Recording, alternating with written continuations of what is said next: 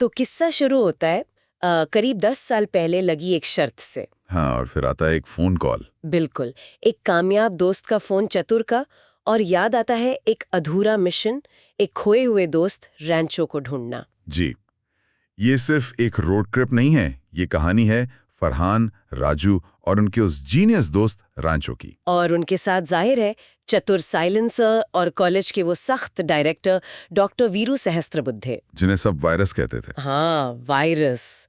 तो ये कहानी ना आज और कल के बीच चलती है, मतलब एक रोड ट्रिप है जो हमें बार बार कॉलेज के दिनों में वापस ले जाती है। बिल्कुल, imperial college of engineering ICE। वो दिन। और आज हम यहाँ मतलब इस चर्चा में सिर्फ कहानी नहीं दोहराएंगे, हम कोशिश करेंगे कि इसके जो गहरे मतलब हैं, दोस्ती, ये पढ़ाई का प्रेशर, अपना पैशन फॉलो करना, सफलता असल में है क्या चीज, इन सब पर थोड़ी गहराई से बात करें। हाँ, तो चलिए शुरू करते हैं ICE से। वो माहौल कैसा था, वायरस का क्या फंडा था वहाँ? देखिए, ICE और डायरेक्टर वायरस का एक ही मंत्र था, रटो, रेस में दौड़ो, टॉप करो। समझने से ज्यादा जोर नंबर लाने पर था, डिसिप्लिन पर था। एकदम किताबी। और इसी माहौल में थे फरहान और राजू। हाँ, फरहान जिसे बनना था वाइल्ड लाइफ फोटोग्राफर, पर वो इंजीनियरिंग कर रहा था। अपने पिता के सपने के लिए। जी, और राजू बेचारा घर की गरीबी, जिम्मेदारियां, ऊपर से डर और वो पूजा पाठ, अंधविश्वास। ये किरदार इतने असली लगते हैं ना, मतलब आज भी कितने युवा इसी दबाव में जीते हैं। बिल्कुल, ये समाज का आईना ही एक तरह से है। परिवार की उम्मीदें, करियर का प्रेशर। और तभी एंट्री होती है रैंचो की, जो इस सब से बिल्कुल अलग था। हाँ, वो ताजी हवा के झोंके जैसा था। वो सिस्टम में था, पर उसका हिस्सा नहीं लगता था। उसे सीखने में मजा आता था, रटने में नहीं। वो मशीन वाली परिभाषा, कैसे उसने पूरे क्लास के सामने प्रोफेसर की बोलती बंद कर दी थी। सही, वो सवाल पूछता था। वो पूछता था कि ये रटकर क्या फायदा अगर असल जिंदगी में इस्तेमाल ही ना कर सको। और उसका वो ऑल इज वेल वाला मंत्र। हाँ, ऑल इज वेल, ये सिर्फ कहने की बात नहीं थी। ये मुश्किल हालात में, उस प्रेशर वाले माहौल में खुद को संभालने का एक तरीका था, एक फिलॉसफी थी। लेकिन उसका ये रवैया, ये सवाल उठाना सिस्टम को खटकता तो होगा, खासकर वायरस जैसे लोगों को। अरे बिल्कुल खटकता था। वायरस के लिए तो वो एक चुनौती था। जो व्यवस्था बनी हुई थी, रैंचो उसे तोड़ रहा था। जैसे वो जॉय लोबो वाला मामला था। हाँ, जब उस स्टूडेंट ने प्रेशर में आकर सुसाइड कर लिया, तो रैंचो ने सीधा सिस्टम को जिम्मेदार ठहराया। कहा कि ये उसकी नहीं, सिस्टम की नाकामी है। ये बहुत हिम्मत की बात थी उस वक्त, सीधे डायरेक्टर और सिस्टम पर उंगली उठाना। और फिर पिया से उसकी नजदीकियां, जो वायरस की ही बेटी थी। हाँ, वो तो मतलब सीधे आग से खेलने जैसा था। बिल्कुल, और टकराव हुआ भी। याद है वो रात जब तीनों दोस्त नशे में वायरस के घर पहुंच गए थे? हाँ, रैंचो ने पिया से अपने प्यार का इजहार किया और राजू ने, खैर। वो सिर्फ बचपना नहीं था, वो एक तरह का, भले ही थोड़ा अजीब सा, विद्रोह था उस पूरी सत्ता के खिलाफ। लेकिन इसकी कीमत चुकानी पड़ी, खासकर राजू को। जी, वायरस ने राजू को धमकी दी, या तो रैंचो का साथ छोड़ो या कॉलेज से निकल जाओ। और वो बेचारा फंस गया। दोस्ती, परिवार की उम्मीदें, और उसने जो कदम उठाया वो सोचने पर मजबूर करता है कि ये पढ़ाई का दबाव कितना जानलेवा हो सकता है। बहुत ही नाजुक मोड़ था वो कहानी का।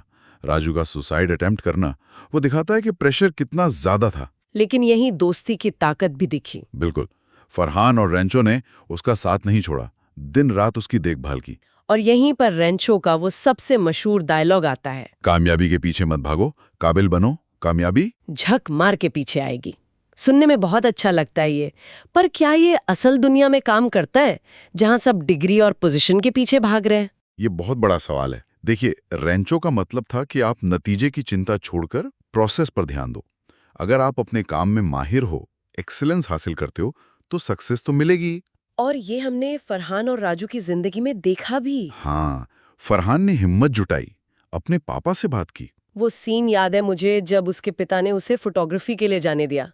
वो उसके लिए शायद इंजीनियरिंग डिग्री से भी बड़ी चीज थी। बिल्कुल, वो अपनी मर्जी की जिंदगी के करीब आ गया। और राजू ने अपने डर का सामना किया। जी, जिस इंटरव्यू से वो कांप रहा था, उसमें उसने पूरी ईमानदारी दिखाई। नौकरी तो मिली, पर उससे बड़ी बात थी उसका डर से आजाद होना। उसने वो काबिल बनो वाला फंडा अपनाया। तो काबिलियत सिर्फ किताबी नहीं, हिम्मत और ईमानदारी भी है। सही कहा। और कॉलेज के दिनों का जो क्लाइमैक्स था, वो बाढ़ वाली रात। ओहो, वो तो कमाल ही था। वायरस की बड़ी बेटी मोना लेबर पेन में, पूरा शहर बाढ़ में डूबा हुआ। हाँ, और उस मुश्किल घड़ी में रेंचो की असल काबिलियत सामने आई। उसने रटी रटाई चीजें नहीं की। नहीं, उसने अपनी इंजीनियरिंग की समझ लगाई। वो वैक्यूम क्लीनर वाला जुगाड़ बच्चे की जान बचा ली। ये था प्रैक्टिकल नॉलेज का इस्तेमाल। Problem solving. राइट। ये नहीं कि किताब में क्या लिखा है, बल्कि अभी क्या करना है। बिल्कुल। और शायद यही देखकर वायरस भी मतलब थोड़े नरम पड़े। हाँ, जिस लड़के को वो हमेशा मुसीबत समझते थे, उसी ने उनकी बेटी और नाती को बचाया। और फिर उन्होंने रेंचो को अपना वो कीमती पेन दिया, स्पेस पेन। उस पेन का क्या मतलब था? वो इतना खास क्यों था वायरस के लिए? वो पेन सिर्फ महंगा नहीं था, वो एक्सेलेंस का, कुछ खास कर दिखाने का सिंबल था। वायरस के लिए वो सबसे बड़ी उपलब्धि का प्रतीक था। उसे रेंचो को देना मतलब एक तरह से वायरस ने रेंचो की काबिलियत को मान लिया। अपनी हार मान ली शायद। हाँ। और शायद ये भी समझा कि असली ज्ञान सिर्फ नियमों में नहीं बंधा होता। लेकिन इतनी गहरी दोस्ती, इतना कुछ होने के बाद रेंचो अचानक गायब हो गया, ग्रेजुएशन के फौरन बाद। क्यों? ये एक मिस्ट्री है कहानी की। क्या वो किसी बंधन में नहीं रहना चाहता था, या कोई और वजह थी? ये सवाल रह जाता है। और यहीं से कहानी वापस आज में आती है। रेंचो की तलाश फिर से शुरू होती है। जी, फरहान और राजू के साथ अब चतुर भी है। वो शिमला पहुंचते हैं एक पते पर। उम्मीद है कि रेंचो मिलेगा, लेकिन वहां मिलता है असली रणछोड़ दास, श्यामल दास चांछड़।